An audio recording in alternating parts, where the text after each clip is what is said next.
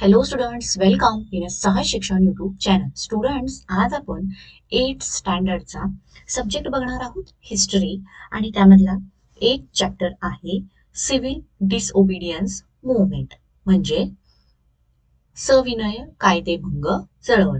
तर हा जो चॅप्टर आहे हा तुम्ही ऑलरेडी स्कूलमध्ये लर्न केला असेल, तो व्यवस्थित रीड केला असेल. तर आजच्या या सेशनमध्ये आपण या चॅप्टरवरच्या कम्प्लीट एक्सरसाइज म्हणजे त्याचे जे काही क्वेश्चन आन्सर आहेत हे डिस्कस करणार आहोत.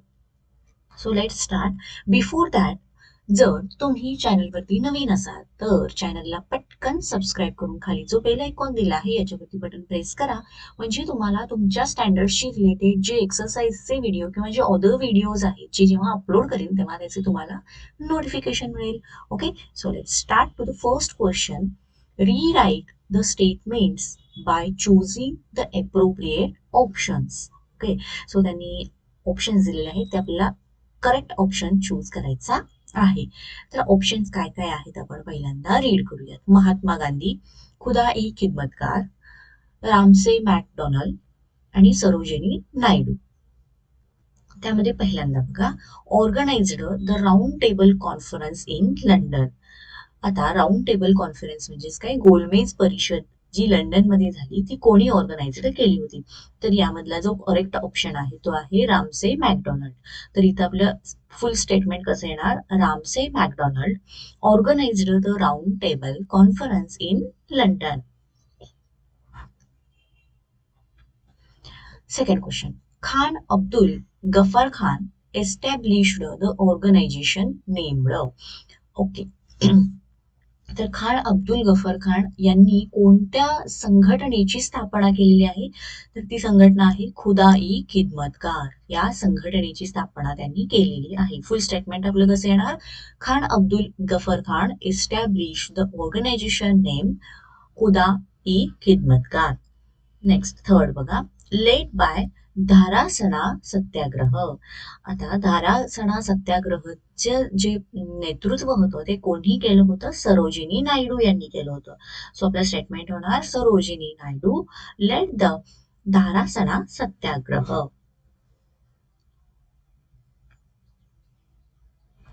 नेक्स्ट फोर्थ बघा, in a second round table conference, इथे डॅश दिलेला आहे, participated as a representative of Indian national Congress. तर दुसरी गोलमेज परिषद जी भरवण्यात आली त्याच्यामध्ये आपल्या भारताचं रिप्रेझेंटेटिव्ह म्हणून कोण पार्टिसिपेट केलं होतं? तर त्यात इथे आन्सर येणार महात्मा गांधी. ओके,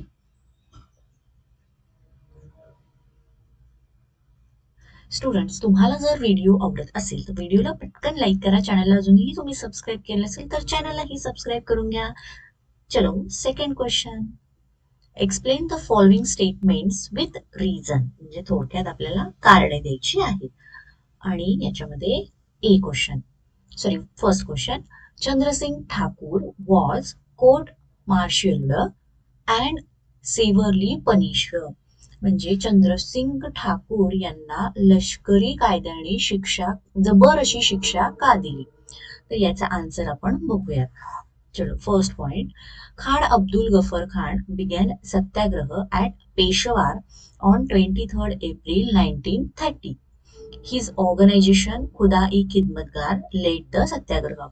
तर आपण मगाशीच बघितलं, खान अब्दुल गफर खान यांनी खुदा-ई-खिदमतगार ही ऑर्गनायझेशन स्टार्टअप केलेली आहे किंवा बिगिन केलं होतं.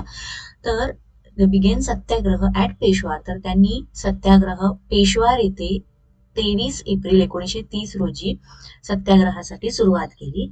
They kept Peshwar town in their control for a week. तर पेशवार हे जे ठिकाण आहे तिथल्या ठिकाणाला एक आठवडाभर त्यांनी तिथल्या लोकांना कंट्रोलमध्ये केलं होतं किंवा आपल्या ताब्यात घेतलं होतं. The British government ordered Garhwal regiment to fire on the satyagrahis. आणि ब्रिटिश सरकारने ग्रवाल रेजिमेंटचा जो ऑफिसर होता त्यांना त्या सत्याग्रहीवरती फायर करण्याची ऑर्डर दिली होती. चंद्रसिंग Thakur and officer of ग्रवाल regiment रिफ्युज्ड to fire on the satyagrahis. त्यानंतर ते गढ़वाल रेजिमेंट जे आहे यांचा जो मेन ऑफिसर होता तो होता चंद्रसिंग ठाकूर. त्याने त्या सत्याग्रहांवरती फायरिंग करण्यास मनाई केली किंवा करू दिली नाही आणि त्यामुळेच therefore he was court martial and severely punished, आणि त्यामुळेच त्यांना जबर अशी शिक्षा करण्यात आली. Second question, the government declared martial law at Solapur. म्हणजे सरकारने सोलापूरमध्ये मार्शल कायदा का लागू केला? का? याचा आन्सर बघा. After a salt Satyagraha many movements which wear integral of civil disobedience movement started. तर मिठाचा सत्याग्रहानंतर खूप अशा सविनय कायदेभंग चळवळी चालू झाल्या. त्यानंतर the mill workers in Solapur observe hartal and organised a huge procession on 6 May 1930. त्यानंतर सोलापूरमध्ये जे सूतगिरण कामगार आहेत यांनी मोठ्या प्रमाणामध्ये त्यामध्ये भाग घेतला आणि त्यांनी हरताल आंदोलन सुरुवात केली, या आंदोलनाला सुरुवात केली. The district collector order firing on possession. म्हणजेच तिथला जो जिल्हाधिकारी होता त्याने त्यांच्यावरती गोळीबार करण्याची ऑर्डर दिली होती. Many volunteers including Shankar Shivdare died in the firing. तर बरेच त्यांचे जे व्हॉलेंटियर्स होते तेही त्यामध्ये मृत्युमुखी पडले आणि त्याचबरोबर शंकर शिवदारे हा सुद्धा त्या फायरिंग मध्ये मृत्युमुखी पडला आणि त्यामुळेच लोक चिडले आणि people got एनरॅग्ड and attacked railway station, police station, court, municipal buildings etcetera. चिडलेले जे लोक होते त्यांनी रेल्वे स्टेशन, पोलीस स्टेशन इत्यादी जागी हल्ला करायला किंवा जाळपोळ करायला सुरू केली. Therefore martial law was imposed in Solapur by the government. आणि याच कारणासाठी सोलापूरमध्ये सरकारने मार्शल लॉ लागू केला. ओके, तर हे झालं या क्वेश्चनचं आन्सर. आता थर्ड क्वेश्चन बघा. The deliberation in the first round table conference prove to be meaningless. म्हणजेच पहिली जी गोलमेज परिषद होती ही निष्फळ ठरली असं का म्हटलं गेलं? ओके, तर याचं काय कारण आहे बघूयात की पहिली गोलमेज परिषद निष्फळ ठरली याचं काय कारण. The civil disobedience movement intensified in India in 1930. Then, the British Prime Minister Ramsay MacDonald organized a roundtable conference at London to discuss constitutional issues related to India. Okay. तर आपल्या भारताशी जे संविधानाशी रिलेटेड जे जे काही इश्यूज आहेत हे issues discuss करण्यासाठी ब्रिटिश प्राईम मिनिस्टर जे रामसे मॅकडोनाल्ड होतं यांनी ही पहिली गोलमेज परिषद लंडनमध्ये ऑर्गनाईज केली होती. The representative of many political parties and princely stated participated in the conference. तर बऱ्याच देशाचे राजकीय पक्ष किंवा राज्याचे तिथले राजकीय पक्ष हे यामध्ये भाग घेतले होते. Indian national Congress did not participated in it. परंतु भारतातील जी नॅशनल काँग्रेस परिषद आहे यांनी याच्यामध्ये भाग घेतला नव्हता. Without the participation of Congress which was a body that represented the country, डेलिब्रेशन्स wear meaningless. आणि त्या इंडियन नॅशनल काँग्रेसने यामध्ये भाग घेतला नव्हता, त्यामुळेच thus the deliberation in the first round table conference prove to be meaningless. आणि यामुळेच ती जी परिषद झाली ही परिषद निष्फळ ठरली असं म्हटलं. Fourth question, Gandhiji begin fast unto death in एरोडा gel. तर गांधीजींनी आमरण उपोषण एरोडा जेलमध्ये का केलं? कारण काय बघा. आन्सर फर्स्ट पॉइंट आहे. The communal award declared by the British Prime Minister Ramsay MacDonald provided separate electorates for the Dalits. तर जे दलित लोक आहेत यांच्यासाठी वेगळं असं मतदारसंघ निर्माण करण्याचं जे डिक्लेरेशन आहे हे रामसे मॅकडोनाल्ड यांनी केलं. दिस division of the society on the basis of caste was not accepted to Gandhiji. तर गांधीजींना हे मान्य नव्हतं. त्यांना काय होतं, जे हिंदू समाज आहे या हिंदू समाजाचं सेपरेशन केलं जाते किंवा डिव्हिजन त्यांच्यामध्ये फूट पाडली जाते असं त्यांना वाटू लागलं. Therefore to prostate against the award, Gandhiji begin fast undo date in the एरोडा gel. आणि ते प्रोटेस्ट करण्यासाठीच त्यांनी एरोडा जेलमध्ये आमरण उपोषण केलं. तर स्टुडंट, तुम्हाला व्हिडिओ आवडत असेल व्हिडिओला पटकन लाईक करा, चॅनलला सबस्क्राईब करा आणि असेच एक्सरसाइजचे व्हिडिओ तुम्हाला इतर कोणत्या सब्जेक्टचे हवे असतील तर कमेंट बॉक्समध्ये कमेंट करून नक्कीच कळवा. नेक्स्ट क्वेश्चन बघूया. Third, answer the following questions in 25 to 30 words. Okay, याच्यामध्ये first, why did Gandhiji decide to break the salt act to begin the सत्याग्रह. तर मिठावरचा जो कर होता हा त्यांना घालवायचा होता किंवा नाहीसा करायचा होता आणि त्यासाठी त्यांनी सत्याग्रह का केला. तर हे बघूयात आपण याचा answer. Before launching the civil disobedience movement, Gandhiji demanded cancellation of salt tax and end the monopoly of the British. तर सविनय कायदेभंग चळवळ ही सुरू करण्याआधी गांधीजींनी एक डिमांड केलं होतं की मिठावरचा जो कर आहे हा कर काढून टाका. Being an important ingredient in the food of the common people, it was unjust to impose the tax on salt. तर असं मत होतं त्यांचं की मीठ हे सर्वसामान्यांच्या लोकांमध्ये वापरणारं महत्वाचं असं एक इन्ग्रेडियंट आहे, तर त्यावरचा जो टॅक्स आहे किंवा जो कर आहे हा नसला पाहिजे.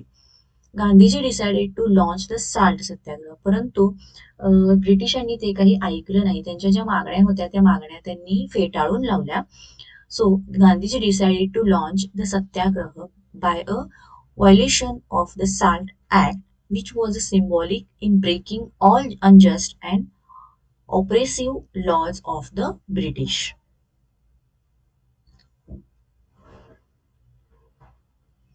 Second question, why did the Indian National Congress withdraw a civil disobedience movement? तर हे जे इंडियन नॅशनल काँग्रेसने जी सविनय कायदेभंग चळवळ होती ही माघारी घेण्याचं का ठरवलं. आन्सर बघा. After the failure of first round table conference, तर पहिली गोलमेज परिषद जी होती ही निष्फळ ठरली होती कारण त्याच्यामध्ये इंडियन नॅशनल काँग्रेसने सहभाग घेतला नव्हता. Prime Minister Ramsay McDonald hoped that Indian National Congress would participate in a second round table conference. तर लंडनमध्ये जे प्राईम मिनिस्टर आहेत रामसे मॅकडोनल्ड यांना अशी आशा होती की इंडियन नॅशनल काँग्रेस संघ जेव्हा दुसरी गोलमेज परिषद आपण ऑर्गनाईज करू तर त्याच्यामध्ये ते पार्टिसिपेट होतील. In order to create the conductive atmosphere, Gandhiji and other political leaders were released from jail. आणि त्यासाठीच गांधीजी किंवा अदर जे राजकीय नेते होते त्यांना जेलमधून बाहेर काढलं होतं.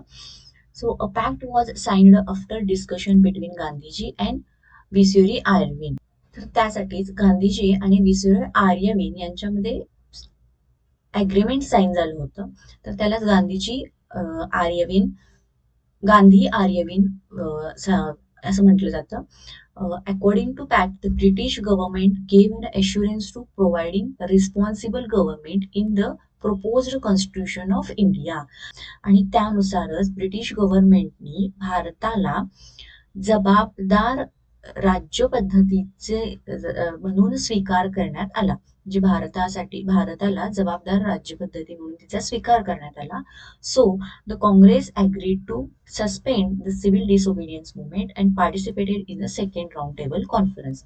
आणि हे जेव्हा ब्रिटिशांनी मान्य केलं तेव्हा काँग्रेसनी जी ही सविनय कायदेभंग चळवळ आहे ही माघार घेतली आणि दुसऱ्या गोलमेज परिषदेमध्ये पार्टिसिपेट करण्याची तयारी केली. ओके, तर असं होतं या क्वेश्चनचं आन्सर. यासाठीच काँग्रेसनी जी सिव्हिल डिसोबिडियंट मुवमेंट म्हणजे सविनय कायदेभंग चळवळ म्हणतो ही माघार घेतली. नाव next fourth question, complete the following timeline of civil disobedience movement. चला आता याच्यामध्ये बघूयात. इथे बघा, 12 मार्च 1930 त्यावेळेला Gandhiji set out from Sabarmati Ashram for salt Satyagraha. Then 6 April 1930, March नंतर एप्रिलमध्ये काय झालं, Gandhiji broke the salt act bye picking up the salt laying on C shore at Dandi. Then 23 April 1930 Satyagraha at Peshwar bye खुदा E Khidmatgar organisation. Then 4th May 1930, Gandhiji was arrested for breaking the SALT Act. And 6th May 1930, hartal observed in Solapur. तर अशी ही timeline आपण complete केलेली आहे. तुम्हाला जर video आवडला असेल तर व्हिडिओला पटकन लाईक करा. चॅनलला अजूनही जर तुम्ही सबस्क्राईब केलं तर त्या चॅनललाही सबस्क्राईब करा आणि व्हिडिओ कसा वाटला हे नक्की कळवा. थँक्यू.